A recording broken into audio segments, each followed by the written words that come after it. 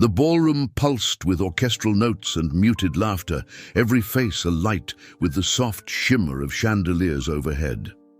The gold-leafed pillars reflected an opulence that demanded respect, or at least silent compliance.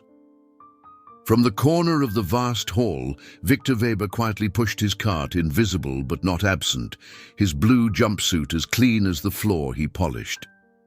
No one greeted him. Averted eyes saw only the insignia on his chest, maintenance. As the grand event deepened into the evening, Victor traced patterns in spilled champagne and corralled stray confetti without ever disturbing the sanctity of the guests' illusions. Leonhard Kruger, owner of the luxury hotel and a man whose empire spanned 3 continents, circled the party with trained predatory grace. Every nod in his direction bowed a little deeper. His accent cut through conversation like a ribbon.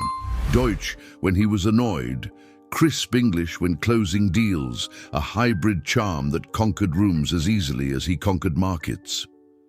A high, brittle laugh fractured the air. Someone had upended a goblet of wine, the blood-red stain crawling garishly across the marble. Kruger's eyes narrowed. His hand shot upward, summoning staff with a flick that declared both urgency and disdain.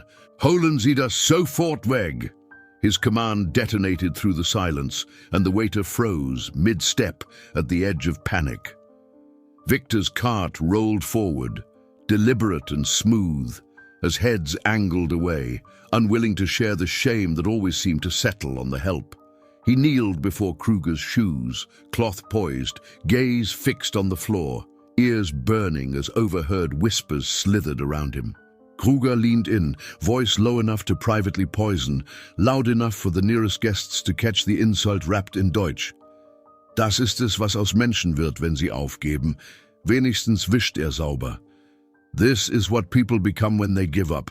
At least he cleans well." Victor's hand paused, mid-wipe. The familiar sting of humiliation flickered, but beneath it, anger wove itself silently through old scars, tracing the path from a small Leipzig apartment to this vast, indifferent city. For years he had bowed his head and busied his hands, hiding behind work and silence. But tonight, something in Kruger's sneer, the calculated cruelty in front of so many eyes, threatened to tip the balance. As Victor finished, Kruger's shoe shifted, nearly crushing Victor's fingers. "Anständig, aber nächstes Mal schneller. Sie sollen froh sein, dass wir Leute wie Sie hier drinnen arbeiten lassen. Decent, but next time be faster. You should be grateful we let people like you work here." Victor stood slowly, refusing to cower any longer. He looked Kruger in the eye for the first time. Around them murmurs grew, music faltered. Kruger arched a brow, only now curious what spark had awakened in the janitor's gaze. "In flawless Deutsch," Victor replied, steady and clear. "Wer wirklichen Reichtum besitzt, hat es nicht nötig, andere klein zu machen.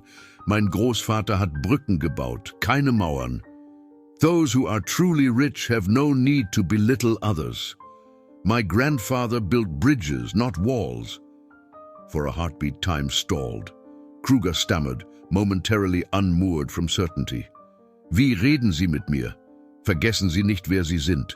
How dare you speak to me like that? Remember who you are." Victor's voice was calm, each syllable a stone skipped perfectly across glassy water. "Ich habe nie vergessen, wer ich bin. Haben Sie? I have never forgotten who I am. Have you?" The guests, who moments ago had feigned indifference, leaned in, transfixed by a tension more real than any speech Kruger had given. A sharp-featured woman at the nearby table pressed her hand to her mouth, fighting the ghost of a smile, and old Mr. Brecht, former Berlin ambassador, set his drink down with deliberate reverence. Kruger, failing to regenerate his mask of arrogance, forced a laugh coated in ice. "You think words change anything? My world is built on power, not platitudes." Victor said nothing, not immediately. He stooped to gather the last shards of crystal, his movements slow and precise, the weight of every eye a storm on his back. "Power without respect is nothing," he murmured. not in Deutsch or English this time, but in a timbre that sounded older than either language. You can own 100 towers, but if you leave only fear in your shadow, you're rich in emptiness.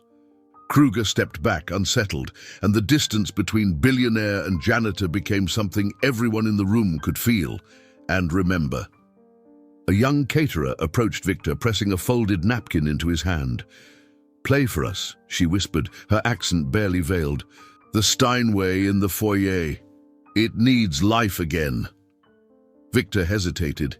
The urge to disappear fought with another, deeper compulsion. He left the cart by the wall, walked the long corridor, heads turning, calculations rearranging. He sat, cracked his knuckles, and closed his eyes. The first note shimmered, gentle and shy. Then another, building into memory, sorrow and hope. The sounds spilled into silence, filling it with something none could buy: grace. One by one, guests drifted nearer. Kruger hung back, stranded by pride, watching as the room was drawn not to his power, but to this music. In that hour, categories dissolved. The rich, the guests, the staff, they became listeners, equals under the hush that only real beauty determines. As Victor lifted his hands from the keys, applause rose. Not thunderous, but truthful. Kruger could only stand there, haunted by a melody he could not command and the respect he could never purchase. After Victor polished his shoes, swept the hall, returned to his cart.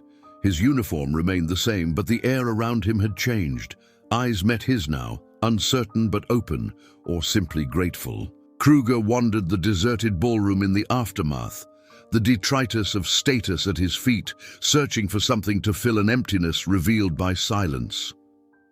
Embroidered in faded blue thread inside Victor's jacket, he glimpsed words he could barely understand. Ehre for Allendingen. Honor above all. Dawn crept in cold at the windows.